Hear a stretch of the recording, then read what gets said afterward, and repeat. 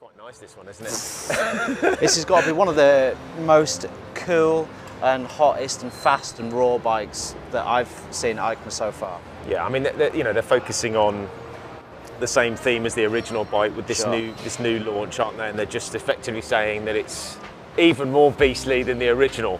And to be fair, having looked at it, I've got to say, it's seriously impressive bit of kit, isn't it? Well, it's the looks to match as well, right? We already know. I mean, the superduke, it's got a massive reputation of just being a hooligan bike. Yeah. It's a beast. Yeah. They're actually saying that the beast has got beastlier, which is similar to what they're saying about the 890 Duke. The scalpel's just got scalpeler. Yeah. So the beast has got beastlier. And wait, I mean, hey, everything about it screams beast. I mean, 1290 twin. With 107, it's 180. 100, no, it's 180. 180. It's quite interesting having spoken to one of the other manufacturers yesterday about what they're trying to do this time around with new bike launches, especially with Euro 5 legislation, and how much more difficult it is to get bikes through that test. Well, it's really hard to make an improvement in that, you know, with all that into account, right? Oh, without a shadow of doubt. But you know, even to remain the same horsepower and weight and all that kind of stuff, that's a massive challenge. Never mind making improvement. Well, the interesting thing, and this is the thing I think that excites me more than anything, is actually they're reducing weight. So some of the manufacturers have done it. They've done it with this. This bike is 6 kilos lighter than it was last time around. There is a slight power hike. This goes up, I think, as we just said, to about 180 horsepower. But a reduction in weight has multiple benefits. It means the bike's easier to slow down. It means the emissions are lower. It means it's faster. It means it's more agile. It's more flickable. There are so many more benefits. But I mean, I think that is one huge advantage. For me, it's the thing that really stands out is the way the bike looks. I just absolutely love the styling on this bike. I wasn't, the original Super Duke for me, I wasn't super convinced. I wasn't convinced. This time the draw factor is.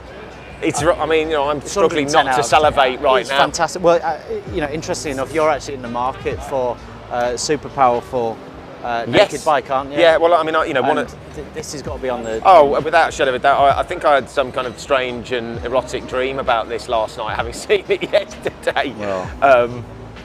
This Kawasaki's new ZH2, which I'm hoping we'll probably talk about at some point.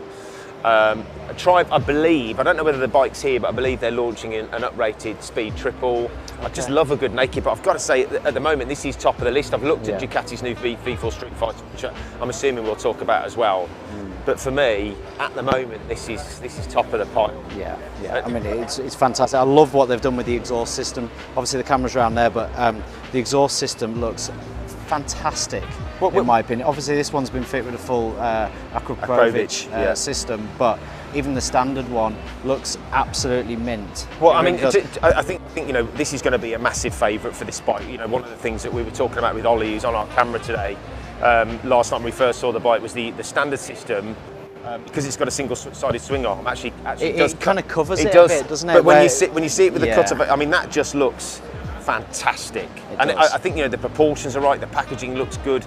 I know you can be deceived when you're in this kind of environment when you're looking at bikes, but actually it's quite a compact machine. Oh, really compact. I mean, can you imagine what this is going to ride like on the road? It's just going to be like just raw. That's my impression. It's going to be super raw. We probably should have got Ollie in on this one, because I know that he's ridden the original bike. I haven't had the opportunity. And obviously we've ridden the 790, and I thought that was quite a bit of a monster, but this is a whole other level.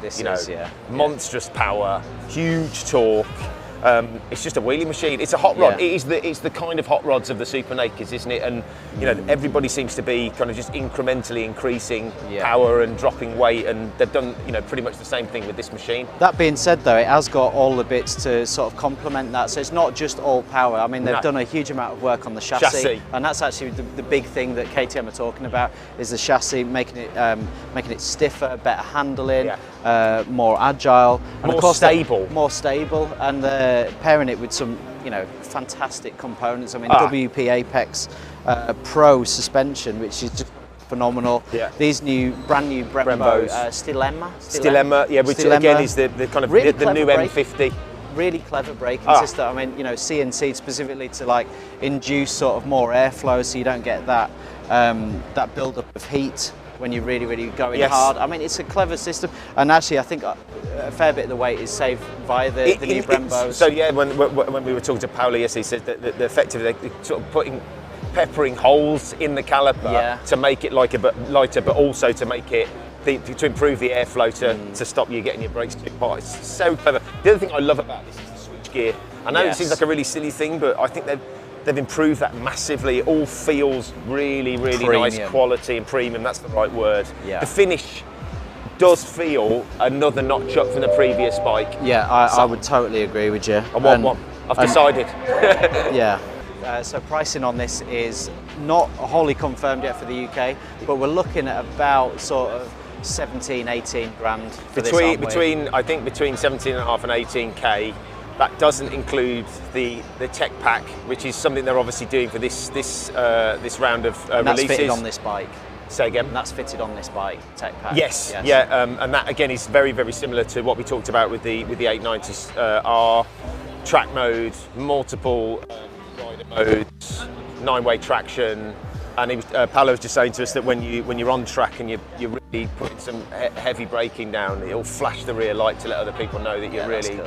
So there's some really nice features, but you are adding another 700 quid basically. 950 euros. Okay. So it's not the cheapest bike in the world, but you are getting something really special. So that's been our first look at the KTM Superduke R1290.